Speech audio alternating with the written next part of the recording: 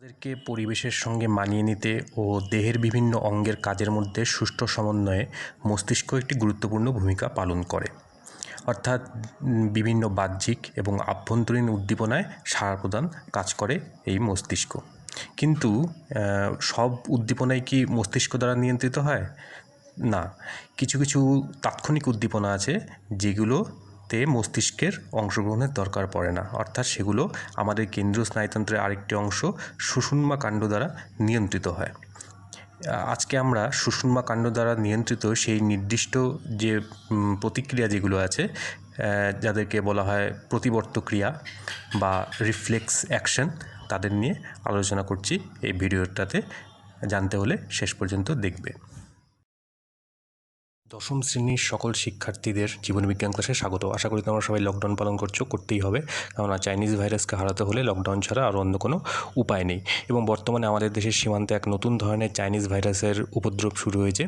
যে চাইনিজ ভাইরাসকে হারাতে হলে লকডাউনই যথেষ্ট নয়, তার সঙ্গে কী করতে হবে, যে বিভিন্ন চীনা দ্রব্য আমাদের বর্জন করার অভ্যাস করতে হবে। তো আমরা আলোচনা করছিলাম প্রাণীদেহে ভৌত সমন্বয়ক অর্থাৎ স্নায়ুতন্ত্র নিয়ে।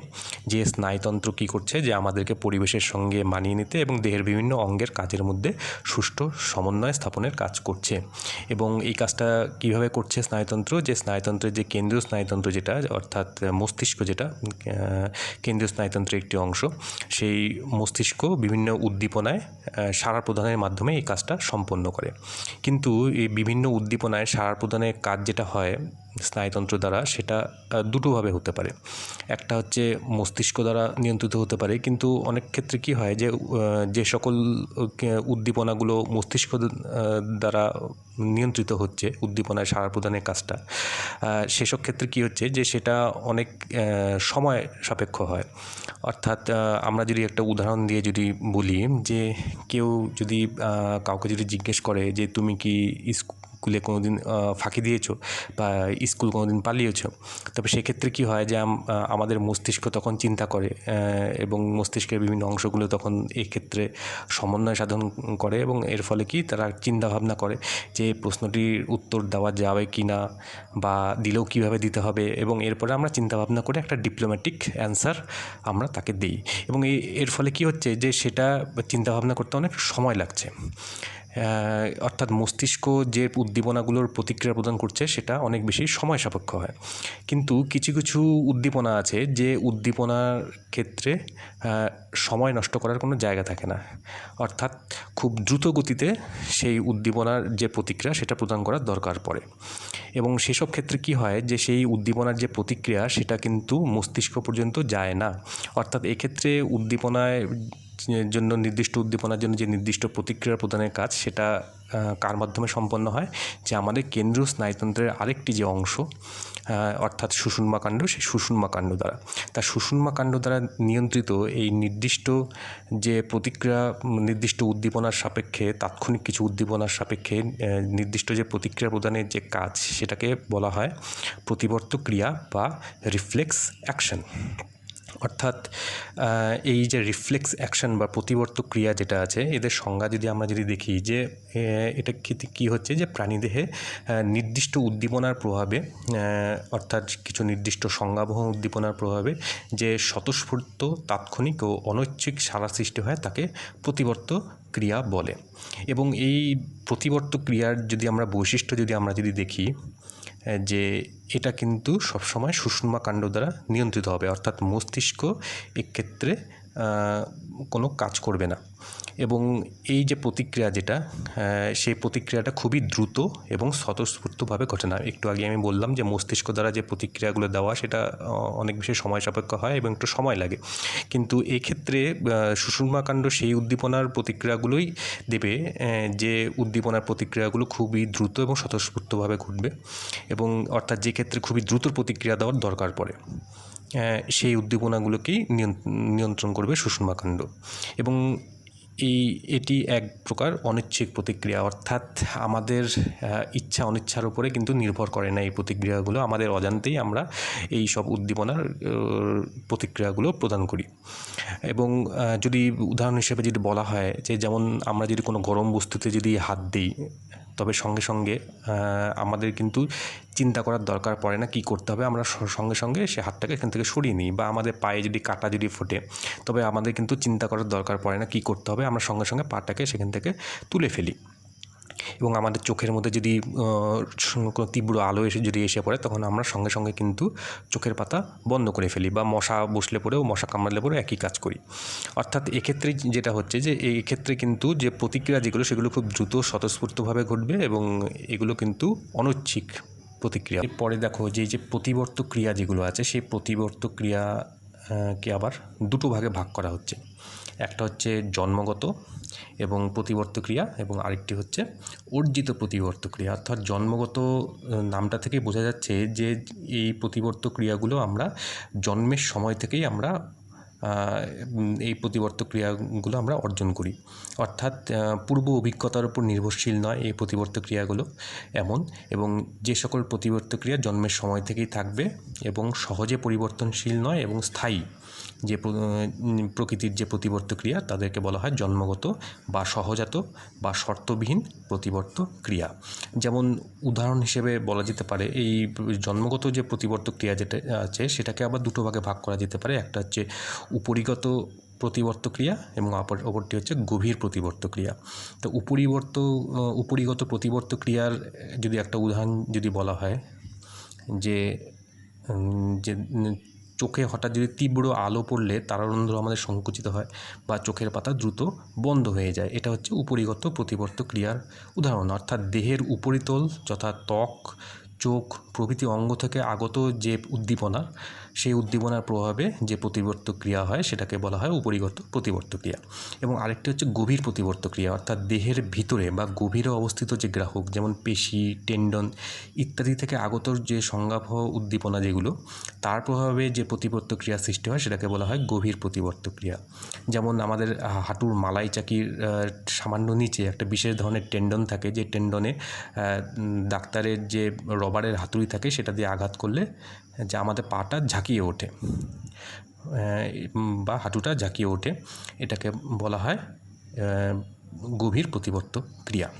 এবং আরেকটা হচ্ছে যে অর্জিত প্রতিবর্ত ক্রিয়া। অর্থাৎ নাম থেকেই বোঝা যাচ্ছে যে যেটাকে আমাদের পরবর্তীকালে, জন্মের পরে পরবর্তীকালে অভিজ্ঞতার মাধ্যমে অর্জন করতে হয় যে প্রতিবর্ত ক্রিয়া গুলোকে।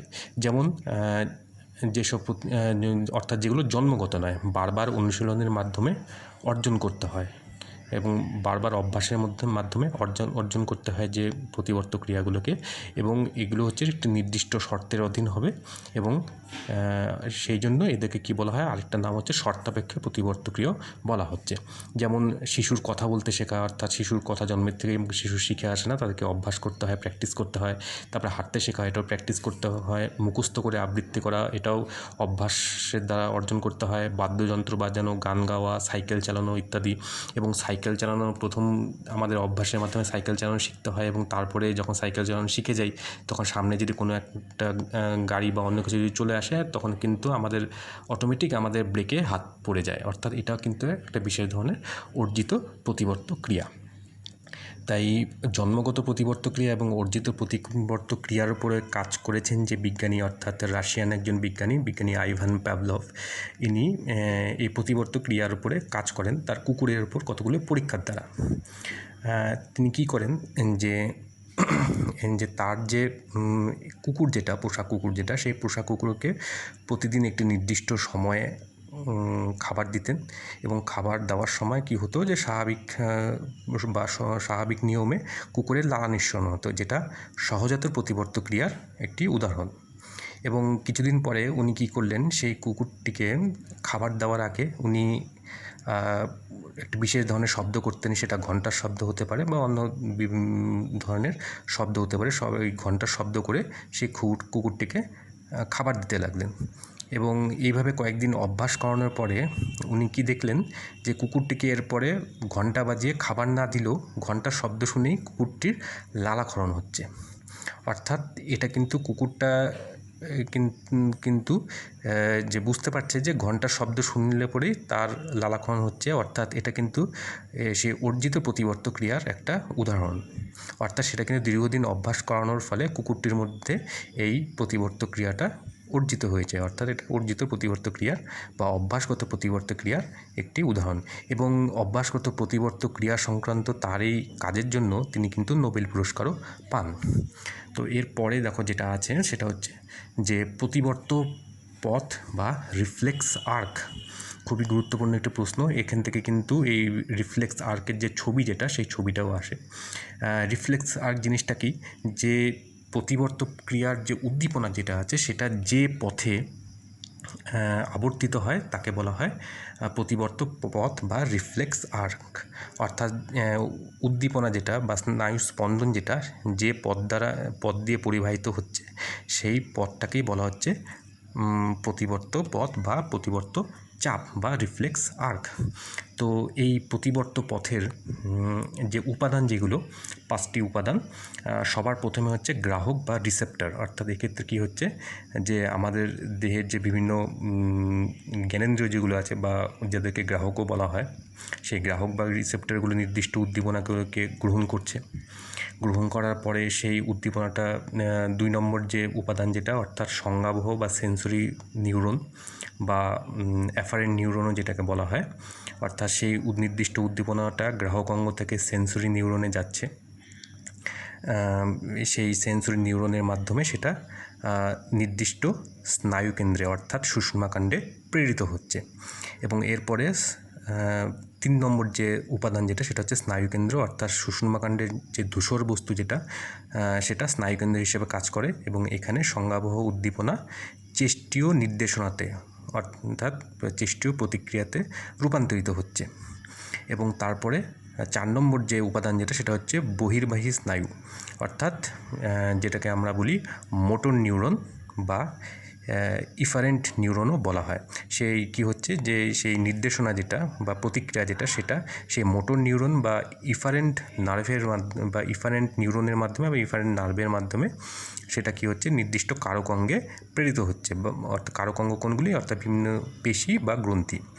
এবং এরপরে 5 নম্বর উপাদান যেটা, সেটা হচ্ছে চেষ্টীয় নির্দেশনার উপস্থিতিতে কারক উদ্দীপিত নির্দিষ্ট কাজ সম্পাদন করে সাড়া প্রদান করা। অর্থাৎ সেই নির্দিষ্ট প্রতিক্রিয়ার সাপেক্ষে সেই নির্দিষ্ট যে কারক অঙ্গ যেটা আছে সেই, অর্থাৎ সেটা মাংসপেশি বা গ্রন্থি হতে পারে, সেটা সাড়া প্রদান করবে। ঠিক আছে। আরও ভালোভাবে বললে যে আমাদের হাত যদি কোনো গরম বস্তুর উপরে যদি পড়ে, তখন কি হবে যে আমাদের হাতের যে চর্মের মধ্যে যে গ্রাহক অঙ্গ যেগুলো আছে, সেই চর্মের গ্রাহক অঙ্গ দ্বারা সেই উদ্দীপনাটা, গরম বস্তু উদ্দীপনাটা গৃহীত হবে এবং তারপরে সেটা সেন্সরি নিউরনের মাধ্যমে কোথায় যাবে, আমাদের সুষুম্নাকাণ্ডের যে স্নায়ুকেন্দ্র অর্থাৎ ধূসর অংশ যেটা, এখানে বলে দিই যে সুষুম্নাকাণ্ডের মধ্যে ধূসর অংশটা কিন্তু ভেতরের দিকে থাকবে এবং বাইরের দিকে শ্বেত অংশটা থাকবে। অর্থাৎ সেই ধূসর অংশটা স্নায়ুকেন্দ্র হিসেবে কাজ করছে।